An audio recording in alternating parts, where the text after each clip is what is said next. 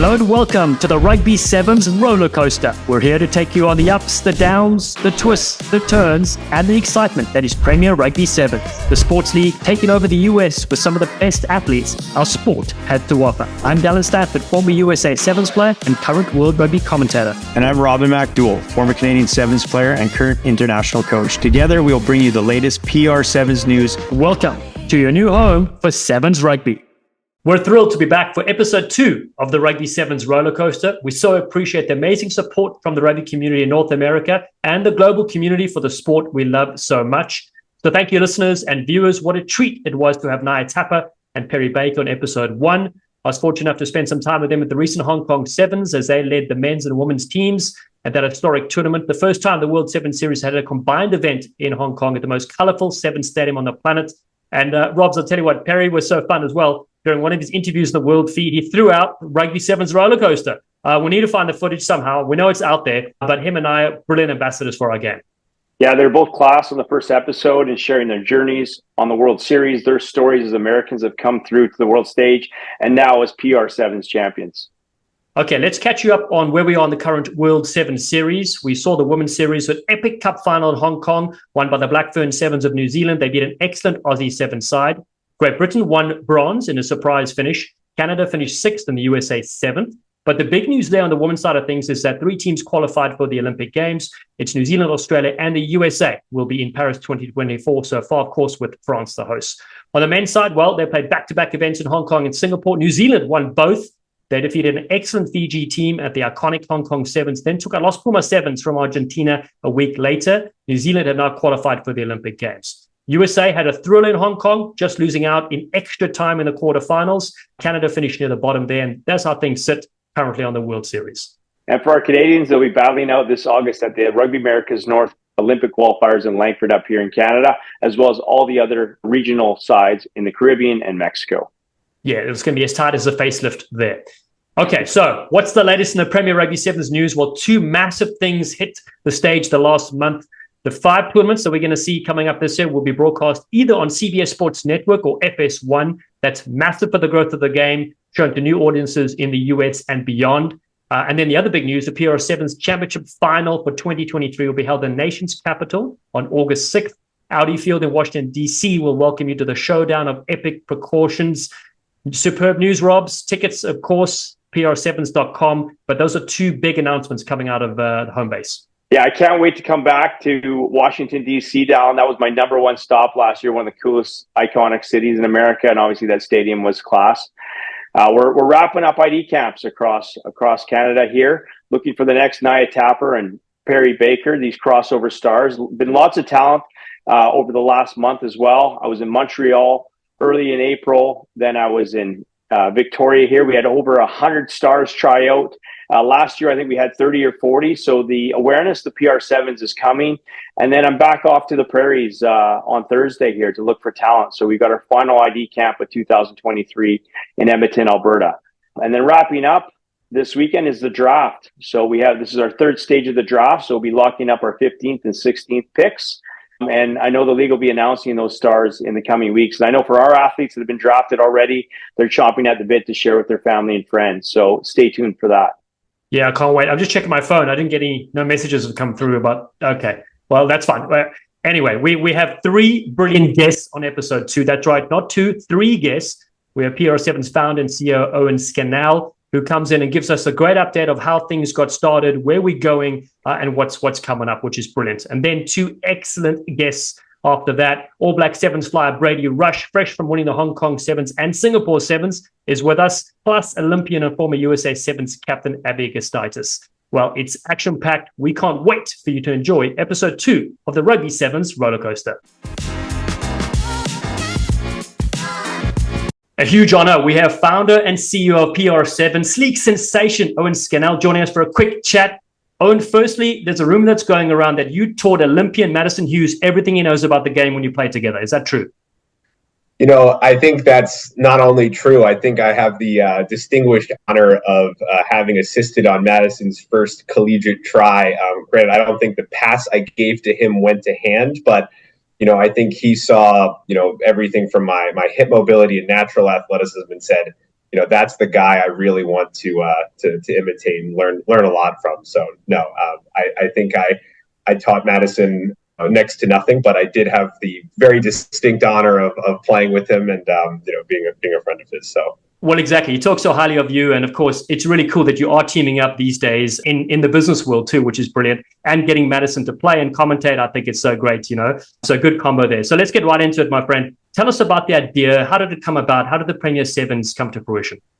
Yeah, I mean, I think, the quick backstory on this competition, right? I think looking around at rugby in the United States and kind of seeing that there was this really tremendous sport that really had impacted somebody who had impacted myself, in my college days. And, it was such a great kind of formative experience. And one of the things I looked around at was, how do you get as many Americans as excited and impacted by rugby without ever having really to pick up a ball? I think looking at the success of sevens, of how rugby sevens has been able to proliferate and grow in the United States, from things like the CRC and other competitions. Really, I thought there was a really cool moment in time to see if there was a potential around creating a professional sevens competition. And so that was kind of the genesis of PR Sevens. Really, the question just came down to packaging, right? How do you make a pro sevens competition work, right? It doesn't really fit the traditional city-based format, or you can't play home and away for something where games are only 14 minutes long.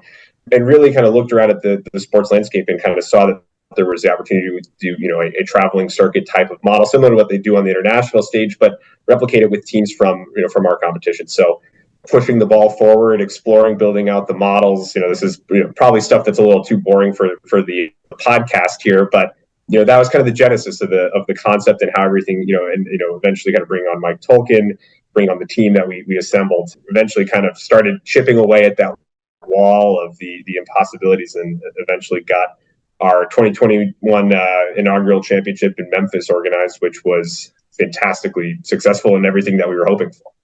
Yeah, it's been really a exciting journey, and especially going into 2022 and where we're kind of building from here. With the World Cups coming, with the Olympics coming in 28, I mean, it's such an absolutely exciting time for the sport in the U.S. Well, and I want to say just a quick comment. Robin and myself have been obsessed with sevens because we're smaller body shaped, and people call us slippery eels here and there. The sevens game captures the imagination of the whole world, and we know that when rugby is seen in America and they see sevens, people get up and be like, "What is that sport? I want to play it. I want to get involved." But it's hard for them to see it.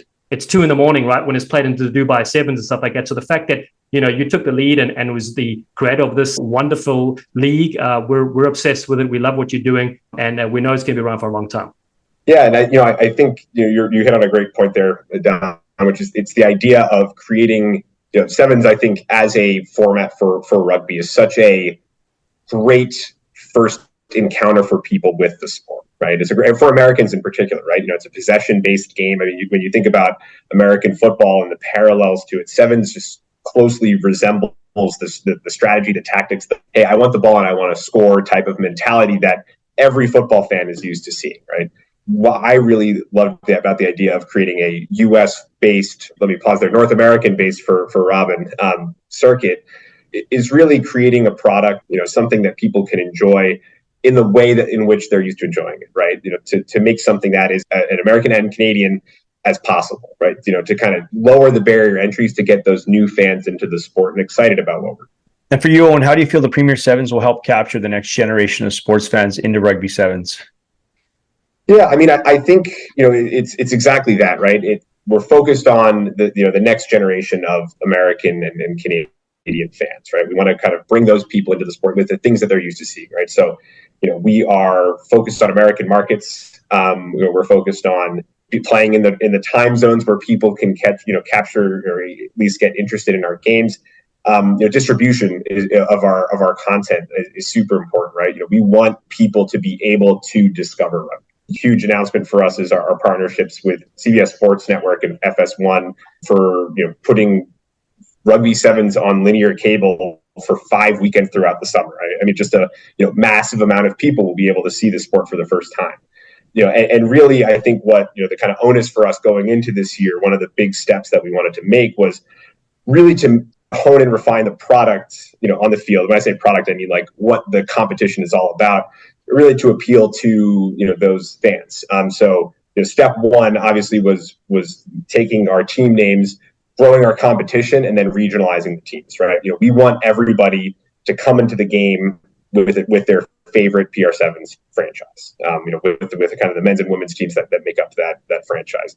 We want to have host markets, right? With this year, I think it'll be really cool when you go to Q2 Stadium in June and the Texas team is the host team, right? They'll get the pyrotechnics, they'll get the music.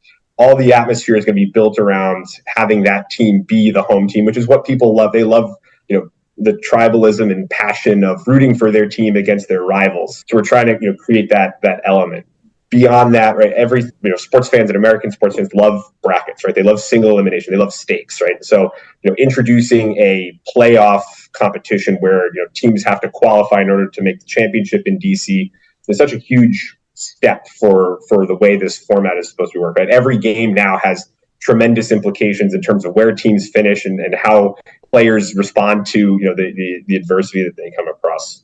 More and more as we kind of grow and build this platform out, we're trying to consistently capture the imaginations of American sports fans, right? Giving them an opportunity to connect to the sport in ways that they really may have never been able to kind of understand or see rugby before. We're really excited to see how the summer. Well, I'll tell you, as a coach in the league, it's definitely raised the stakes for us. I don't know if you know that, but it's definitely raised the stakes for us. And I've instructed our 14 women that have been drafted so far that I'm not sleeping until the Sunday after we win in Washington. So that's what I'm throwing down for them. But obviously we're focused on the first tournament, but definitely ups the stakes for us. And I know our players are super focused on fighting because we want to be in Washington, D.C. again, competing for that top spot. So it's not just working for the fans. You've got the staff and the athletes chomping at the bit. So that's what we want. A high standard of rugby out there for fans and athletes. For you so far, we got 2 seasons under your belt. What are you most proud of going into the 3rd season in 2023? Yeah, I mean, I think, we're doing something that is pretty, unique in professional sports, kind of what we've built out so far. I mean, I think obviously immensely proud of our team that's been able to work through a whole host of challenges that never see the light of day, but kind of persevere through those. But also in doing something I think that is pretty differentiated. We say all the time, we're a platform company for our athletes, right? It's we are kind of giving people an opportunity to showcase their skills, to kind of come from the grassroots of American rugby into our competition with the hopes of eventually making it into a international side or into an Olympic team. And so I think the fact that we're able to do that in the men's and the women's game, do it in a way where we've created total equity and parity between the our female and male athletes. It's something that I think everybody in our company is extremely proud of, and something that is kind of core to what we look to do. Well, for Dallen and I, we've obviously been involved in the World Series and a lot of different professional sports globally and domestically, as well as national teams. And the PR7 is by far the most organized and refreshing group I've ever been a part of. And I mean that wholeheartedly, from player management, staff management, travel, like to understand for the fans out there. The league owns all the teams, which means they run all the teams. So 16 different teams booking flights with 16, different, like hundreds of athletes, hundreds of staff into different competitions. But what I really say to players that are new to the league is like, you're looked after. There's no parity between the haves and the have-nots. Everybody has, and it's down the line. And being involved with Canada, USA, Fiji, Trinidad, Mexico, it's like different teams at the World Series, like they're playing on the same field, but some of them have kits, some of them don't. Some of them have new balls, some have old balls. Some of them are working a job before they get on a plane. And the cool thing about the league is we have the full league support the second we get on the ground and behind the scenes. And that way, the athletes and the staff, we get to focus on what we love best, which is the sport, and obviously for the fans. So, and I guess it just goes down to the leadership and definitely the team you've assembled. You've assembled, obviously, Snacks, the logistics legend, Richie Walker, Mike Tolkien, and a brilliant team that's building around and behind the scenes. But yeah, it's been class, and that's probably why the product's so great. So thank you from the staff side. No, it's good. I'm glad you read the script there really well. You make sure you say only positive things on the PR7's podcast. That's what we how we got to structure things. But no, I appreciate it. That's well. Listen, it's not always positive, but let's just say the PR7 is, like I said, refreshing, and in modern day sports, it's so far so good. So thank you. Awesome. So cool. Oh, and last one for you before we let you go. It's such a blockbuster summer coming up. Can you tee up what can the fans expect? What's coming down the pike? Yeah, for sure. I mean, obviously this is our biggest summer yet. We'll have 5 stops around the country with 4 weeks of conference play and a championship. I think when we think about what PR7s is all about, right? There are kind of 3 kind of core components that a fan can expect, right? One is competition, right? We lead with competition. You'll see some of the best sevens players from the US and Canada and around the world competing head to head in maybe the most exciting format that sevens has ever experienced, right? It's all knockout. Every match matters, and there's a trip to the championship on the line. On top of that, the stories of our athletes, kind of where they've come from. It's going to be such an important part of what we what we tell this summer. And so the competition is really going to be, I think, top notch this year. Additionally to that, one of the core elements we want to really dive in, and part of our regionalization efforts here has been the community aspect. We've hosted over 12 talent ID sessions across the US and Canada, where we've identified a number of athletes to be part of PR7s this summer. Connecting to the communities, and connecting to the grassroots of the game, taking that portion of what makes rugby so special in this country, and educating the fan base around the sport is going to be a big part of our efforts, both in our match day presentation, in our broadcasts, and in our social and digital content. And the last piece, right, I think this goes, for rugby fans, this goes without saying, or people who've ever been to a sevens tournament, but it's going to be an immensely fun summer, right? We have live music that we're about to announce in the next couple weeks that'll be at all the stops. We're going to have festival partners, the adjacent programming and fun element to rugby sevens, that kind of festival atmosphere. It's core to the sport, right? And I think it's that unique experience that people just absolutely, that if they know about it, they love, and if they don't know, they're going to fall in love with. So really kind of boils down those 3 elements: just the competition, the community, and the fun that we're so excited about for this upcoming year. And it's going to be a really, really special time. So we're looking forward to having both of you out this summer, in different capacities, obviously, but I'm also really, excited to have fans in the seats, and, get to experience what we're all about. Oh, and it's amazing. We're so thrilled to be on the journey with you. And of course, we know the future is sevens. I just got a text from Madison Hughes. He said he needs a training partner. So we're going to let you go hit the field, see if you can show him a thing or two, buddy. And then we'll see you at the 5 stops coming up. I pulled a hamstring just now. I'm going to be unavailable for that. So no. You can't use my excuse. Oh, and thanks for joining us, you sleek sensation. Thanks, guys. Appreciate it. It's superb to welcome All Black Sevens sensation Brady Rush, more elusive than the Loch Ness Monster. Kia ora, Brady. Thanks for joining us, the Rugby Sevens Rollercoaster. Hey, boys. Thanks for having me on. Well, listen, pal, firstly, I want to say we want to wish you a belated happy birthday. Although in the US and North America, it's still your birthday because of the time zones. Yeah, thank you. Appreciate it. Feeling old, so yeah. We're 24 years young, you hot stepper.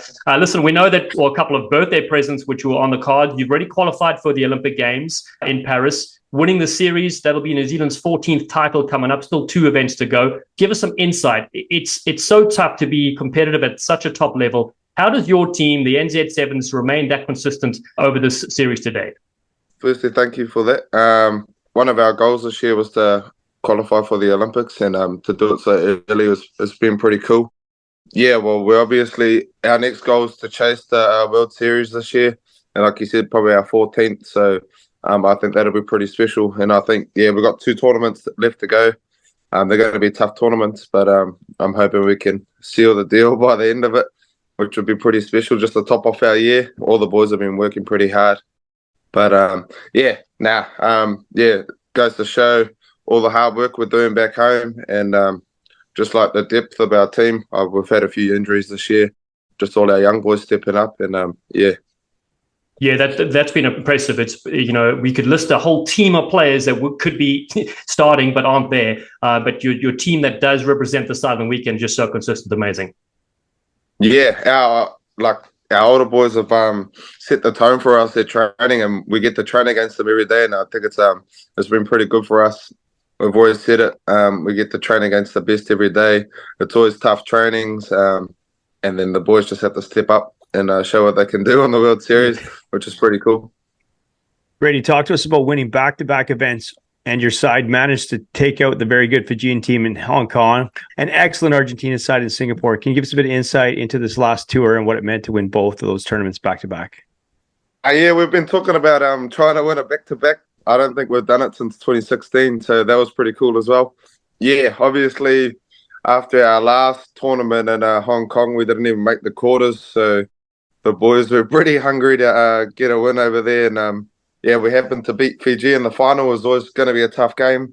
I think we had a pretty hard pull to get there too. So it was pretty special to get out of there and then to go the whole way. Yeah, well, I think we haven't won it there in about 9 years or something. So it was also pretty cool in itself. And I know it was a few of our first wins over there in Hong Kong. I think there was only 2 people in our team that had won Hong Kong before, so it was pretty cool to do that. And then to win Singapore was pretty special as well. We made the final there last year after being off for a while with COVID and stuff. But yeah, Argentina was always going to be a tough game too, and they proved to show that. It was only 2 points with it by the end of the game, and just pretty happy to get it done. Yeah, and you yourself, you had a lovely run when they overthrew, messed up their line out, and you just took it to the house in Singapore. It was great to see. I want to touch on your family because, of course, a big part, of course, the Rush name comes from back in the day with your father, Eric, being so famous in the game of sevens, a fitness guru. When you were a youngster, did you get a chance to watch him play? I know you played till pretty late in his career.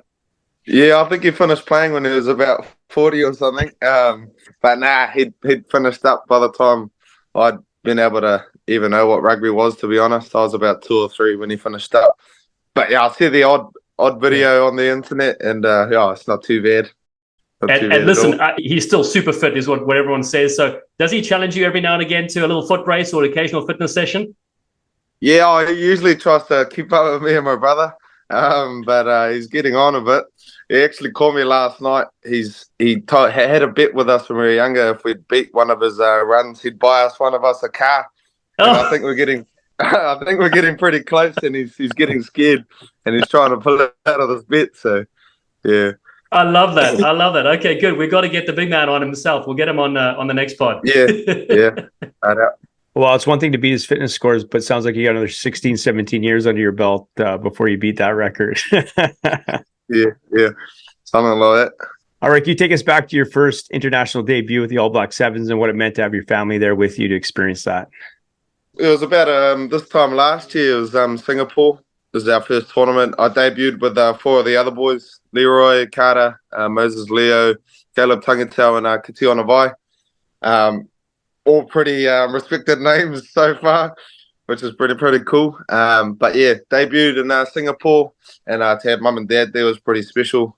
Yeah, I've always dreamt of playing in this team, and to be able to play with people that I watched on TV growing up is pretty special. But to do it at training every day as well is I've got to pinch myself every day, so it's pretty cool. Yeah. There was a lovely footage of your dad and your mom in the crowd, when you were on the field making your debut as well. I'll never forget that clip. So that's cool. You got those. Because when your father played, they probably weren't filming every event. I mean, I know he started in like 88, it was black and white television, that sort of stuff, Yeah. Nah, it's always pretty cool to see mum and dad on the screens. But yeah, like I said, it was black and white back in the day. I think he's got the old VHR set. So yeah, exactly. On Christmas time. Yeah, well, don't worry, Robin's got the same thing as well, so all good, Listen, Brady, I want to say rugby, of course, has allowed you to travel the world to see a lot of cultures and meet so many great people. And then last year, you were in the United States playing the Premier Rugby Sevens. What was your time like in America? I know you've been here before playing some sevens, but you actually got a chance to stay here for a little while. What was it like? Yeah, I've been traveling quite a bit the last year or so, and I'm pretty thankful for that and what rugby does for it. Got over to the States last year. Richie Walker and them got me over with the headliners. yeah, unreal experience to get to travel the States, see some pretty cool places, and even the people over there were pretty awesome. I've made some mates for life, actually. I got about 4 phone calls from them last night for my birthday, which was pretty cool, and thankful for that. It was an unreal experience, actually. And talk to me about the competition side. What was the level like of play and the PR7s and overall experience for you on field? Yeah, it's obviously pretty good. There's about 7 or 8 of the boys that are gone on to play for the US side, and about 3 or 4 of the ladies as well. So it goes to show that levels up there, and it's a good place for people to start showcasing what they got. And I played with some of the US boys, and we're good mates now. And it's always good to play against them on the series too. But the PR7s is where it all started for us all. Mates for life now. So yeah. I love that. And that's a great thing about the sport, right? You can be teammates one week and then you go and get each other next week, which is cool, So let's talk about that. You mentioned the headliners. You were part of that franchise win where the women's and the men's points were combined and you won the United Championship. What's it like when you had the women's team as well? Because you were supporting each other. I know Grace Kukatai was there, a former Blackfern, and then Abby Gustaitis, former USA Eagle, was leading the headliner side. You guys seemed like you all had a good bond together, right? Yeah, we had a pretty good dynamic, actually. We were always with each other, like the ladies and the boys teams, whether it was playing cards during the week or catching up for dinner or something. It was a pretty cool atmosphere. But thankfully the girls carried us to winning I don't think we won a tournament. We'd come second a few times, so they carried us a little bit. Thanks, ladies. But getting to play with my mates over there, supporting Grace and stuff, which was pretty cool to have someone close to home. And we've caught up a few times since. So that's been pretty cool. And just to get to watch them do their thing, I think it's a bit of a cool thing to see the ladies' game being pushed as well, which is pretty awesome. And to have ladies like Abby out there as well, leading a few of the younger girls around, which was pretty cool. Exactly. And I bet your phone blew up as well when people got to see you. We showed a lot of the games overseas as well. Did your friends message some of your teammates from the All Black Seven saying, hey, listen, how do I get to play in this tournament? How do I get to come to America for a bit of a holiday and play some rugby? Yeah, a few of the boys have been messaging, and I know they're keen. I said it was always going to be a good opportunity, and they're trying to come through me now, and I don't know who to hit up. You should take a fee. You should take a little fee. You can push Richie Walker to the side. It's now. Yeah. Well, send me all your Black Ferns because I'm sure they'd like to be loonies. I'll take them all day. Actually, we got some exciting announcements coming up in the next few weeks that will be released from New Zealand and around the world. So you kind of paved the way. So thank you for that. Just changing gears, like what advice have you received from any coach or mentor that's really helped you to get to where you are in your life right now as an athlete? Was some advice I've been given was just to keep my head down and work hard, and eventually things would pay off for me. And I think I've done that a little bit. Just I was working for a bit outside of school. I was training by myself, and got the opportunity to play, and ended up taking it with both hands, and here I am today. So pretty grateful actually. And how would you describe Coach Laidlaw's coaching philosophy, and what's it like to play for him? He's awesome. He's a great driver of all our values. He's got a good way of connecting all the boys together, and it's quite funny actually because he's Scottish, and having all the Kiwi Islander boys under him, we don't understand him half the time, but it's pretty cool. He is a funny dude. He really is. You're right. It is. You forget he's Scottish because he's been with the New Zealand team for so long. Okay, last question before we let you go. Any embarrassing moments you could share, or it could be an embarrassing moment for one of your teammates? Oh, I wouldn't. I've got a few embarrassing moments, but I don't think they're fit for the podcast. I don't think they're very... there's probably a reason why Leroy Carter and Adam Chanel from the US team are good mates. They're both grubs. Oh, brilliant. Well, listen, buddy, it's been so lucky to chat to you. Awesome to see you do your thing on the World Series. We appreciate you spending time with us on the Rugby Sevens Rollercoaster. We want to wish you, of course, all the best for the next 2 stops, France and England. And then I know your PR Sevens teammates wishing you well and to carve it up and finish off with that series win as well.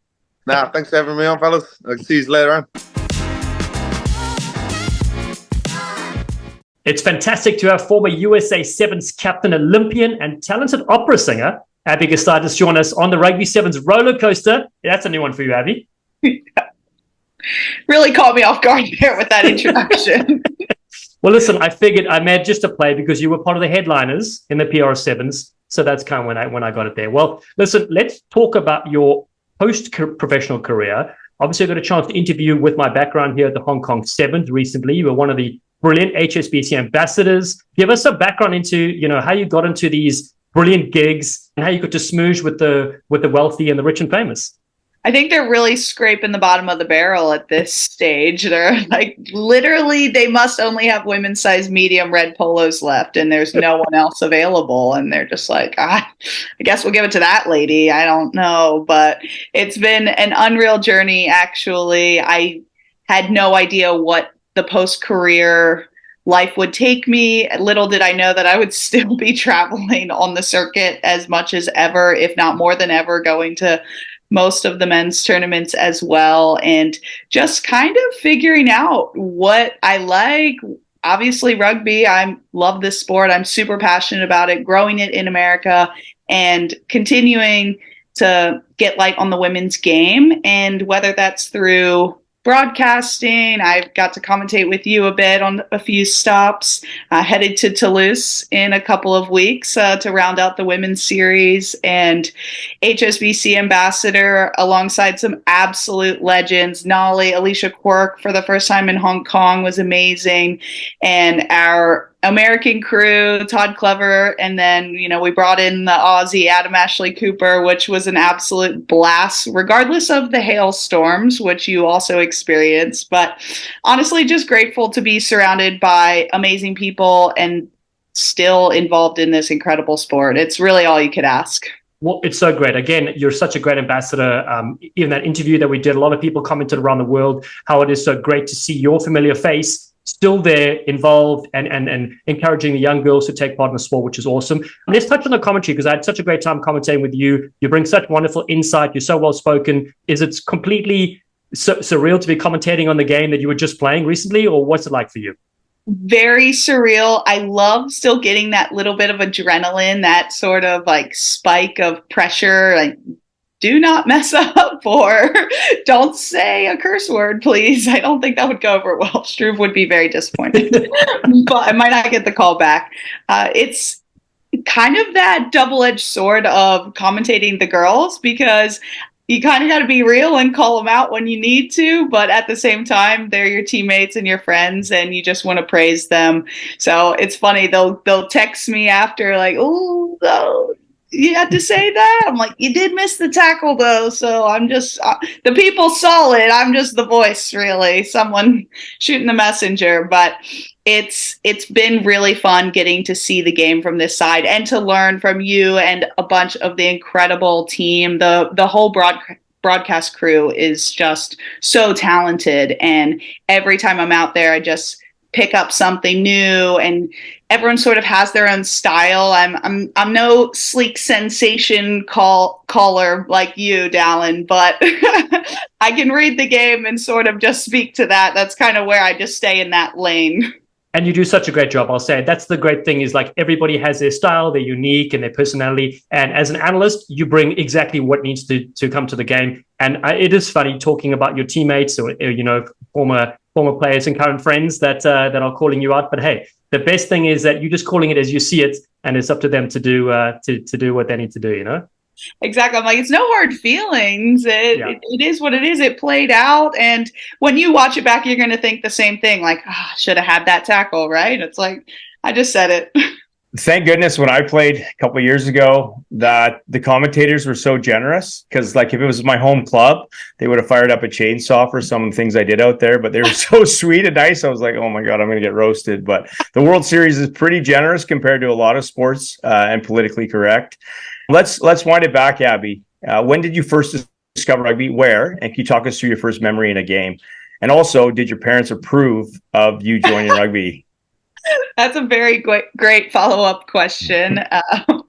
I went to University of Maryland. I played basketball my whole life, and I kind of thought that was the trajectory, right? Like in my 5th grade yearbooks, like I'm going to play in the WNBA. Like, oh, just had some idols and just watched basketball, studied it, played it before school, after school, and it was everything. And then just sort of as you progress through high school, it's like, okay, actually, I'm probably not going to play in the WNBA. I'm sure I realized before high school, but unless I was super naive. So went to University of Maryland, thought I was going to go to medical school. One of my friends in our dorm was like, hey, I'm going to go to rugby. And I was like, I don't even know what that is, right? It's such a classic American story. And then we had this big first look fair where all the clubs had their little tables out at the mall and like a beautiful day in the fall. And I'm walking by and some girl's like, hey, you're big. You should play rugby. And I was like, I don't know if I should be offended by that or not, but I'm just going to embrace it. 6 foot tall. I'm pretty solid, 165 pounds, stomping around Maryland. So took the flyer, went to practice, and honestly, I never looked back. It's been an amazing journey. There's been so many ups, so many downs, but collegiate rugby is, as many people know, just a different level. And the social side, the team, the camaraderie. And to answer your follow-up question, my father was all in, loved it. He was like, I'm coming to watch every game. He's like, I watched you beat up on your brothers for the last 15 years. I'm glad you're putting that to use now. And my mother, it took her a while to catch on. She really wanted me to go to med school, let's be honest. But later down the road, she was very proud, is still very proud. Oh, that's absolutely a classic story. As you said, a typical American story and well worked. Well, let's fast forward then. Okay. So then you captain the US Eagles in the Sevens World Series. You go to the 2020 Olympic Games. Let's go through your emotions. You take the field for the very first time representing Team USA in Tokyo. What were you thinking? Just what a milestone. And you get there, you achieved it. It's like all the hard work is done. Like, how do I just soak this up? It was a bizarre time, right, throughout the pandemic, and so many the postponements. We thought it was going to get canceled, and it was just like, how do I embrace this? How do I just live in this moment? And shaking the captain's hand, running out onto that field, and it's just a stunning pitch. And just the nerves were there, but it was just sort of this like elation of like, I did this, like I got here, and there were so many people that helped me along the way. So many coaches, my parents, my brothers, my family and friends, teammates, and so many women who weren't part of that 12 or 13 that really helped us get to where we were. And you were just playing for something so much bigger than yourself. As proud as I was of myself for getting to step out on the field, it was so much bigger than that. And just to get so many more eyes on rugby, that was a big moment. And I had someone come up to me. I saw Robin in Tropical Sevens, and I had a girl come up to me and say, hey, I started playing rugby because I watched the Tokyo Olympics. And it's like in those little moments, you're just like, it's all so worth it. Like every heartache, every little injury, and this sport, it's so much bigger than you. It's so much bigger than your team, and it really can bring the world together. And that's something that rugby really separates rugby from many other sports. And just looking at the Olympics, I mean, it's still so fresh for you and fresh for us as Sevens fans and Sevens athletes and people involved with the game. But, 100 years down the road, you're really pioneers. And also Premier Sevens is kind of groundbreaking. It might be the NFL in 80 years or 60 years and being involved. And everybody will be talking about the Loonies when they won the first championship. Not the second year. It's interesting. Definitely the third year. But just looking at the Olympic Games as a whole, like I talk about it a lot. I've been fortunate enough to have been a part of 5 multi-sport events, the Latin Olympics twice, Commonwealth Games as an athlete, and just just the whole piece as a coaching aspect or an athlete. Like you arrive, you work your whole life to arrive there, but it's basically like a carnival, distraction, all different shapes and sizes. Could you give us some insight on what athletes that did you get a chance to meet at the games and who impressed you at the Olympics? Sue Bird. It was with the whole basketball team, like the whole women's crew, the men's. What was so wild was during the opening ceremonies, it was like KD was there, and he's like 18 feet tall, and you're just like, what? Like, he's 2 heads above everyone else, and like I'm pretty tall, and I'm just like, oh man.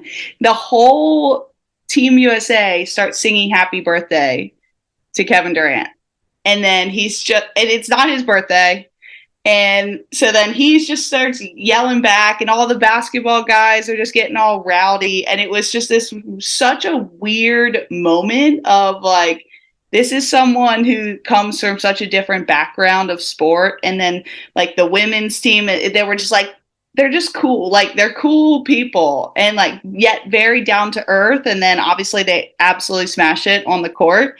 And so seeing all of the basketball players, and I think because I played basketball too, so that was like just a cool moment for me. And let alone following up, like gymnastics, they are always all so impressive. Like what athletes to just perform at that level and like the amazing things their bodies can do. And I'm just in awe of them. And I obviously surpassed that height limit a long time ago to be able to compete in gymnastics, let alone I can't even like do a tumble roll or whatever they're called. So I was out. But I think just bringing all of those incredible people representing so many different types of people from all over the country, and just like that unifying factor of Team USA, like really giving someone and everyone like something to rally behind. And that's something I think America is so good at, right? Like we just want to be the best, and we can all relate to that. And the Olympics are just the perfect opportunity for it. And so great, as you said, as you being a basketball fanatic, got to meet those, the current players there. That's very, very cool. Let's get back onto the PR Sevens wagon. Robbins Looney is obviously bombed out of the tournament, so we're not going to talk about them. We're going to talk about the headliners, right? You played with them, and you guys won the United Championship. You also won the women's title. The United Championship, of course, combining points with the men's side. Your men's side, we had Brady Rush on as well for this episode. He said your side, and you in particular, carried the team to obviously win that championship. So tell us overall, what was your experience like? How much fun did you have on that tour? He is definitely right. The women carried that. So you're welcome, Brady. Maybe we taught you something in America that you didn't know about rugby, because you're playing better than ever now, and your team's doing just fine, it seems like. That's true. Right? PR Sevens, so great. I mean, we spoke about it earlier, just like the women's game, and it's just one of the rarest leagues that offers the equality across the board. That's something I love about rugby in general. Same size ball, same size pitch, rules. It's just that equity is unreal, and it's really hard to come by in sport. So I truly value that in this organization and what they're trying to do for sport, and rugby specifically. But the headliners, it was so fun. I was supposed to be in the booth chatting up a storm, calling people out for missing tackles. And then like a week before the first tournament, it was like, oh, wait, are you available to play actually? And I was like, I think so. Yes. I did a little, I think I was a free agent at some point, maybe we'll call it that. And I went to the headliners, and I actually played in all 3 tournaments, and it was so refreshing. Like the competition was there, but also so was like the laid back environment, the team atmosphere. It was all just good vibes, and there were no egos. Everyone was just there to play rugby and have fun and get to know one another, right? We had a couple girls from New Zealand on our team, and they brought great energy, skills, and just different point of view, which is really great to have. And the team just gelled really well. We had a few like mixes in and out, which is really cool with the sport too, because you can have like your core group of people, and then just to have a couple girls slot in and still be seamless and still perform and play really high level rugby. It was a lot of fun, and I'm looking forward to another season here. I don't know. I was going to say yes. Okay, so I was hoping you were going to commentate with us. Okay, you playing, which is still that's the best. I'll say playing is number one, commentating is number two, coaching is probably number three, Robin. So sorry, okay, so you're playing in 2023. We've got to keep roasting him. Yeah. We'll see what shakes out. I think I will definitely be in the booth for a few events, and then we're sort of seeing how it goes now that it's been a few months since I've tackled someone. I have been playing a little touch rugby, which I will say is very enjoyable, but definitely not the same. And it's certainly not sevens, which the last thing you want to do is step out onto the field. And I saw a couple of hits. Hong Kong sevens, the HSBC Ambassador tent. But again, that players might not have been carrying well there. But after hours, no one knows what happens there. The red polo gang is just something else, a different level of endurance. Yeah, true. Well, Lockie's texting me right now. We're part of the pod is we're announcing you've just been traded to the Loonies. So congratulations. Three teams in 3 seasons. Yeah. Yeah. Hey, the Iron Woman. 4 teams still, I could maybe make my way around to each, but the 8, that seems a bit tough. I don't think I have that sort of stamina in me. Our team comes with a tattoo, though. Oh, I did hear that. Where's yours? It's on the ankle. Yeah, Griff and I. Loonies for life, even though she's a retriever now. It's all good. That's true. She can get edited. Yeah. Well, so I loved the Kiwis on your team last year because I rocked into Austin with a cowboy hat, not knowing it's more of a hipster town than a cowboy town. But by the end of the week, the girls on your team both had cowboy hats and boots, and they're still rocking them. How amazing was that? Honestly, I'm like, Grace, put the cowboy hat down. No one in America wears those. Definitely not in San Francisco, that's for sure. Or Washington, D.C., which is where I spend most of my time between those two places. But yeah, the cowboy hats, they're living on. Yeah, the team this year will be great. So just switching gears, what advice have you received over the years from mentors or coaches that positively impacted your career and your life? Oh, good question. I think as far as rugby goes from coaching, just play as much rugby as you can. When I picked up a rugby ball for the first time, it was very social, but then I learned of the national team and I wanted to play in 15s World Cup, but I only played 15s. And then 2 years later, I found sevens, and then I only wanted to play sevens. And it's like, just play everything. Play 15s, play sevens, play touch. Like, it doesn't matter. You're getting a ball in your hands. You're getting the skill work. It all translates. Yes, they're different games. You can argue that all day, but the fundamentals are the same. And it's, especially in America, it's reading those pictures, getting your rugby IQ up, and the more reps, the better. And as far as rugby/life advice goes, I had a coach, and he told me to just always make time for people. And whether that's like the little 2-year-old that is at the side of the game with a pen and like a piece of paper, sign your shirt, or it's your mom calling you after a game, or it's your teammate asking you for advice, because those are the things that matter, like those relationships, those moments, how you make people feel. And that was something that really resonated with me, because as you progress, it's especially after, let's say you lost a game or you're playing in the Olympics and you lose a quarterfinal or whatever, and it's like the world is over, nothing matters, but that's also just a fleeting moment. And there are so many people that impacted you along the way. So if you can just have that little tiny positive impact on someone's day or life, then that's going to go a long way than a performance on the field. Absolutely brilliant. Abby, quick question before we close. Who was the friend of yours that got you to play rugby? Who said, come out to that change? Do you remember her name? Her name? No. Okay. See, this was the team at the moment with a brilliant thank you. It's full circle, and she gets a mention from the Olympian. Doesn't go. No. I know. We'll edit that one out. Yeah. To be honest, she didn't even come to practice. She was that's epic. She's like, yeah, I'm going. I was like, oh, perfect. I'll meet you there. Didn't arrive. No. She doesn't get a mention for that reason. But Abby, I want to thank you for lighting it up on the Rugby Sevens roller coaster, for doing everything you do on the world stage. In the words of myself, you're champagne rugby. In the words of myself.